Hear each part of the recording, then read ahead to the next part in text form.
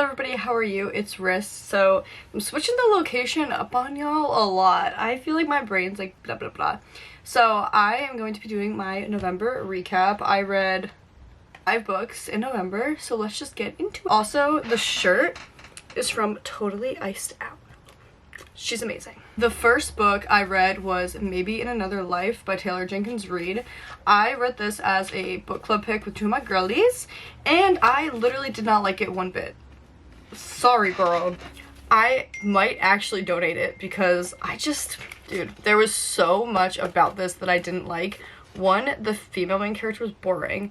2, the male main characters were boring. And 3, there was a lot of repetitive stuff. There's this thing that she has with her hair where she likes to wear it in a bun, and it is like, it feels like all they ever talk about.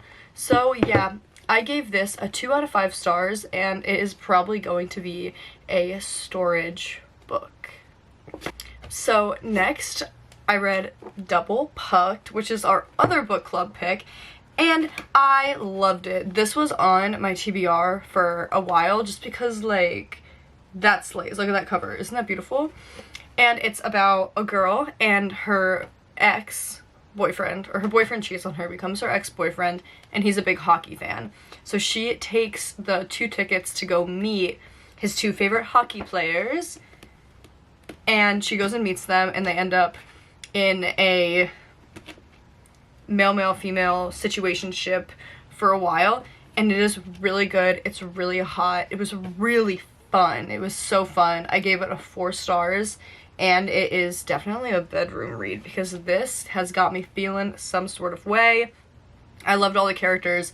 They were all so different. They were all so fleshed out. I thought it was really, really nice. I loved it.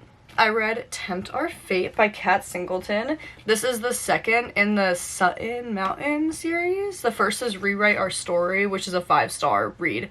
I loved Rewrite Our Story. I think, actually, I gotta rate this on Goodreads.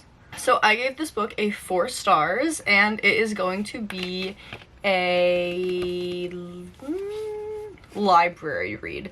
Just because some parts did drag a little bit, but overall I really did like it. And actually, no, I think I'm gonna change it to a bedroom read because the smut in this was earth-shattering. It was so good. So I'm gonna give this 4 out of 5 stars, bedroom read, and it's a billionaire, age gap, small town romance, and it's about a girl who owns a bakery, and then Camden, he buys a gallery next door to her bakery, and they're like enemies to lovers because they met twice in the first book, but they like didn't get along, which is putting it very mildly. I don't want to spoil anything though. But yeah, no, this was really good. The ending made me cry. The epilogue made me cry, y'all. So yeah, I definitely would recommend this. I'd recommend them both. And I can't wait to read the 3rd one because I think it's going to be a nanny romance, which is kind of sexy. Okay. Next, I read The It Girl by Ruth Ware. This was so on a whim. I did not plan on reading this, but I was home and I finished I finished Maybe in Another Life, and I didn't have any other books at home. So I picked her up, and she's like a busted up library copy. And I actually thoroughly enjoyed this. I'm gonna give it a library rating and maybe like 4 stars. Ruth Ware is a great author. She is one of my favorite thriller authors. That's kind of her specialty. And this is no different. This is really great. It's a parallel timeline story, and it's about a girl whose best friend is murdered, and she is trying to, like, she's murdered in college, and then years later the person who was convicted of it dies, and it like brings up questions that cannot be answered or can be answered. And this was a really good book. It was a tad bit predictable, but also it had me on my toes, and I really liked all the characters. So yeah, definitely I would probably recommend different thrillers over this one, but this one was definitely good. I liked it. And finally, I read this mammoth. I read Iron Flame. I can't believe I read this whole book.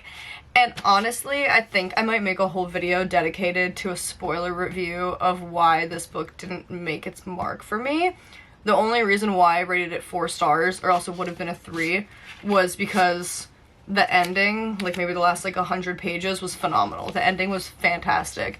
But I loved, this is the sequel to Iron, sequel to Fourth Wing, and I liked the characters. I mean, Violet is such a badass. I like her friends, whatever.